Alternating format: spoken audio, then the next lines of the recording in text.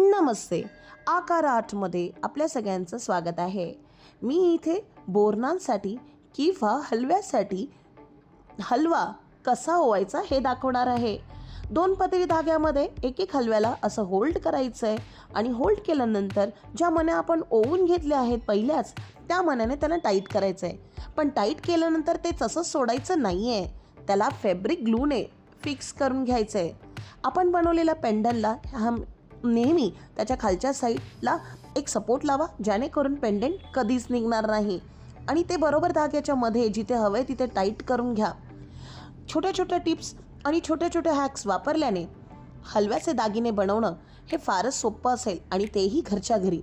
हलवा ओवायचा कसा अगदी पारंपरिक पद्धतीने हे या व्हिडिओमध्ये दाखवण्याचा प्रयत्न केला आहे. म्हणजे पूर्वी सगळ्या माळांची किंवा ज्या मण्या तुम्हाला हव्या आहेत त्या मण्या पहिल्यांदा धाग्यामध्ये 2 पदरी धाग्यामध्ये ओवून घ्या.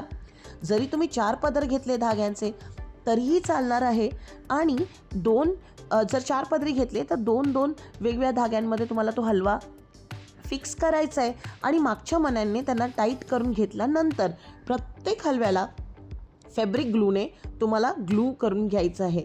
त्याने काय होईल, तुमचा हलवा त्याच जागी फिक्स राहील आणि जी माळ तुम्ही बनवणार आहे ती खूपच सुंदर आणि मोहक दिसेल. चला तर मग आम्हाला कळवा तुम्हाला आमचा व्हिडिओ कसा वाटला आणि हो उपयुक्त असेल तर जास्तीत जास्त लोकांपर्यंत शेअर करा आणि आमच्या चॅनलला सबस्क्राईब जरूर करा. डिटेल व्हिडिओ आमच्या आकार क्राफ्ट चॅनलवर अवेलेबल आहे. तुम्ही तिथूनही त्याचे प्रत्येक स्टेप्स फॉलो करू शकता. धन्यवाद.